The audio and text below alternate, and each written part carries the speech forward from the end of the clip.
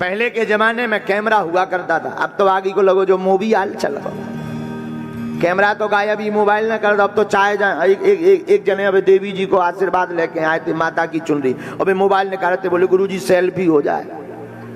आजकल प्राण तो खाए सेल्फी, हाँ जितने भी उपद्रव हो रहे सेल्फी के लाने हो रहे, हाँ प्राण खाए सेल्फी, मोबाइल ले ऐसो मोटेड़ो करे, मोटेड़ो करे समझ जाओ सेल्फी आए। यहाँ पर तो बहुत पुराने पुराने लोग बैठे हैं। हमारे आपके जमाने में कैमरा चलता था, हम आप मतलब हम ज्यादा बूढ़े नहीं भैया, मतलब कुल तो हैं 25 साल आगे के लगे कड़ गए ऐसे ही। और हमारे आपके जमाने में हमने तो बड़ा करीब से देखा, गांव के आदमी देहाती घूस अनपढ़ आदमी, तो हमने देखा है कि गांव में कैमरा चला करता था। और अच्छा शादी के लिए फोटो जानी हो तो 2 दिन पहले कैमरा वाले को बताया जाता था, आप आना खींच देना फोटो। रील का जमाना, कैमरा वाला आता था, सुबह से 4 बार पाउडर लगा लेते, अबे लो नहीं हुआ, कितनी देर में आया। एक बढ़िया पर्दा टांग लिया पीछे, बढ़िया तेल ज्यादा लगाकर बालों को ऊंच लिया, 3-4 बार पाउडर लगा लिया। जैसे ही वो आया, आइए आइए, उस जमाने में कैमरा वाले के भी भाव बड़े होते, वो भी आगे को लोगों 1 घंटा बाद आउट, हाँ। और जैसे ही कैमरा वाला अच्छे आ गए जरा फोटो खींचो, वो कितना गवार हो, कितना अनपढ़ हो, अंगूठा छाप हो, लेकिन कैमरे वाले को एक चीज सीखनी पड़ती थी। गांव से गांव में वो कैमरा लेता था, जैसे ही खड़े होते थे वो कहता था प्लीज स्माइल, आप मुस्कुराइए। और जैसे ही उसने इतना कहा प्लीज स्माइल, तो अपन और तुरंत दांत लगा, सोई कैमरा वाला फोटो खींच देता था।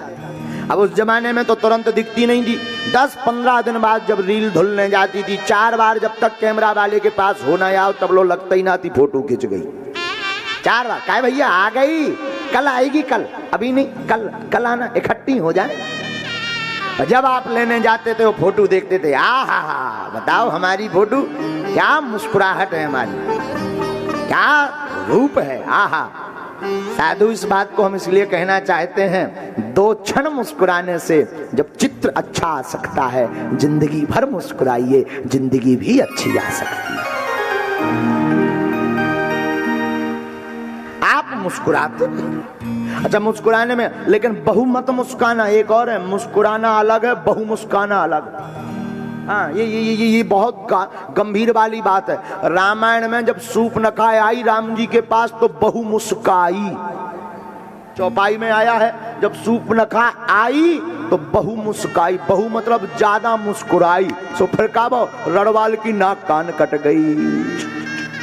बोलो सीताराम, ज्यादा मुस्कुराओगे तो नाक कान कट जाएगी। मीठा मीठा जिंदगी का आनंद लेने के लिए मुस्कुराओगे तो जिंदगी बढ़िया कट जाएगी। बोलो सीताराम। अब आपके ऊपर है नाक कान कटाना है या बचाना है, बोलो बचाना है ना, तो एक काम करो, भूत भावन भोलेनाथ की सेवा करो। मेरे पागलों, तुम याद रखना, मृत्यु महोत्सव है।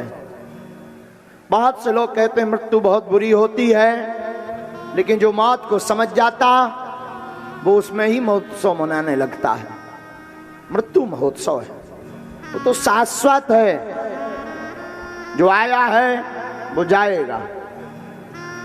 ऐसा कोई नहीं जगत में जो मृत्यु से बच पाया हो, क्या राजा क्या फकीर। और याद रखना, इस जिंदगी में सबसे ज्यादा परेशान कोई करता है तो वो तुम्हारी कामना है। तुम अगर मंच के पास आ गए तो तुम चाहते हो मैं मंच पर बैठ जाऊं, जो सामने बैठे हैं वो चाहते हैं कि मैं और आगे आ जाऊं, जो पीछे खड़े हैं वो चाहते हैं मैं पंडाल में बैठ जाऊं, और जो पंडाल में बैठा है वो चाहता है मैं सबसे आगे पहुंच जाऊं। दुनिया का खेल है। जो प्राप्त नहीं होता उसकी कीमत भले ही 2 कौड़ी की हो, पर उसे करोड़ों का समझता है, और जो प्राप्त हो जाता है उसकी कीमत भले ही करोड़ों की हो, उसे 2 कौड़ी का इंसान समझता है। ये जिंदगी का खेल है। जिन्हें बागेश्वर वाले मिल गए उन्हें लगता है ये तो एम है, चाहे जहां चल दो फूल माला लो, चाहे जब फोटो खिंचवा लो। जो नजदीक नहीं आ पाए उनके दिल से पूछो कि क्या क्या मशक्कतें, कितने धक्के खाने पड़ रहे हैं, कहीं पुलिस की, कहीं लोगों की, कहीं सेवादारों की। ये जिंदगी है यारो, जिसे जो प्राप्त है उसकी कीमत नहीं समझता। ये बात हम अपने ऊपर नहीं कह रहे, हम आपके लिए कह रहे हैं। याद रखना, जो प्राप्त है वही पर्याप्त है,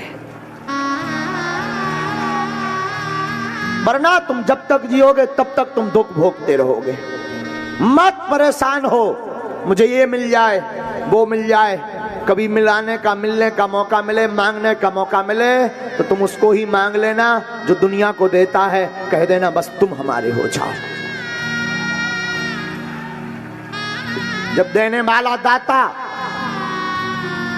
तुम्हारा हो जाएगा तो तुम मनमाना राज करोगे, बहुत प्यारी जिंदगी जियोगे। एक गांव में एक फकीर रहता था, चला जा रहा था रास्ते से। फकीरों का काम तो अद्भुत होता है। बीच रास्ते में एक दिन मौज आया फकीर को, बीच रास्ते में लेट गया। फकीरों का तकिया और बिस्तर हमेशा साथ रहता है, हाथ की तकिया जमीन का बिस्तर बना करके लेट गया। उस समय का कोई राजा, सम्राट, बहुत बड़ा राजा, सवारी लेकर के निकला। रास्ते में आया तो उसके मंत्रियों ने कहा, ए बाबा उठ उठ उठ। क्यों? तुझे पता नहीं सम्राट आ रहे हैं, रास्ता दे। मुस्कुराते हुए उस फकीर ने कहा, सुन, जाकर अपने सम्राट को बोलो अभी दुनिया का शहंशाह आराम फरमा रहा है, या तो इंतजार करो या रास्ता बदले। मंत्री का दिमाग खराब हो गया, दो कौड़ी के कपड़े तन पर ठीक नहीं है, लेटने के लिए भूमि भी नहीं है। क्या कह रहा है कि जाकर सम्राट को बोलो दुनिया का शहंशाह आराम फरमा रहा है। लगता है ये पागल है। और याद रखना मेरे पागलों, दुनिया में जो पागल दिखाई पड़ता है वो हकीकत में पागल होता नहीं है। पागल का अर्थ होता है जो प्रभु को पाकर के उनमें गल जाए, उसी का नाम पागल है।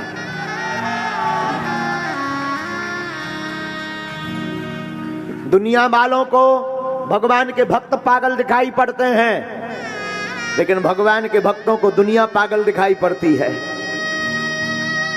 जो इस गली में आ जाता है मेरे कन्हैया की, उसे लगता है ये दुनिया पागल है, इतना प्यारा रस छोड़ करके ये सब कहीं सुरा, कहीं मदरा, कहीं पार्टी, कहीं ये कहीं वो, इस चक्कर में पड़ी है। जिस आनंद के लिए वो पार्टियों में जा रहा, वो आनंद तो कथा में ऐसे ही बरस रहा है। तो जो यहाँ बैठा है उसे दुनिया पागल नजर आ रही है, लेकिन जो रोड पर चला जा रहा है कारों से, बसों से, उसे ये लग रहा है कि देखो पागलों की फौज बैठी है। दोनों को पागल दिखाई पड़ रहे हैं। हमें वो दुनिया वाले पागल दिखाई पड़ रहे हैं, उनको हम पागल दिखाई पड़ रहे हैं। पर कोई हमसे पूछे तो मेरे पागलों, सच तो यह है इन बिगड़े दिमागों में भरे अमृत के लच्छे हैं। अरे हमें पागल ही रहने दो, ऐसे तो हम पागल ही अच्छे हैं। राजा का मंत्री उसको शहंशाह यानी वो फकीर कहता है, जाओ अपने राजा को बोलो कि अभी हम आराम फरमा रहे हैं। बड़े आनंद में है। राजा ने अपनी सवारी को रोकते हुए देखा तो आवाज दी, क्या हुआ? जवाब आया कि कोई पागल लेटा हुआ है। ऐसे लोगों को तो पागल ही दिखाई पड़ते हैं पक्कड़। कोई पागल लेटा है, अपने आप को शहंशाह बता रहा है। हो जरा मैं भी देखूं, दर्शन करूं कौन शहंशाह बन गया। राजा अपनी पालकी से उतरा, फकीर के पास आया, भाई तुम कौन हो? उस साधु ने कहा, तुम बताओ तुम कौन हो? बोले मैं सम्राट हूं। हो कहां जा रहे हो? पहले तुम अपना परिचय दो। साधु ने कहा, मैं शहंशाह हूं। राजा ने कहा, दिखाई तो नहीं पड़ रहे। बोले क्यों? सम्राट के या शहंशाह के कोई अलग से पूंछ निकलती है क्या? नहीं।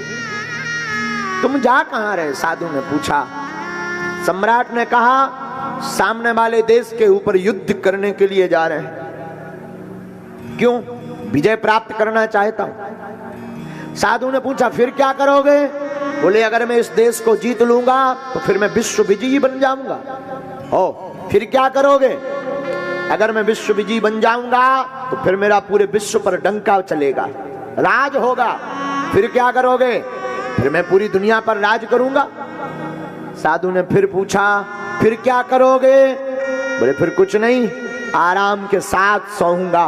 साधु ने पकड़ा, एक जोर का चांटा लगाया, दुनिया को जीतने के बाद तू आराम से सोएगा, मैं बिना जीते दुनिया के आराम से सो रहा हूं, पता तू शहंशाह या मैं शहंशाह। कौन इतने प्रयोजन करे? लड़ाई लड़े, युद्ध लड़े, तय थोड़ी कि तू जीतेगा। कौन इतने प्रयोजनों में पड़े? मैं तुझसे अच्छा हूं। चाहे गई चिंता गई, मनुआ बेपरवाह, जिसके अंदर चाह नहीं वही शहंशाह। साधुओं, जिसके अंदर कोई चाह नहीं होती है वही राजा होता है। कोई अपेक्षा मत रखो, सोचो ही मत। सीताराम सीताराम सीताराम कहिए, जाहि विधि राखे राम, ताहि विधि रहिए।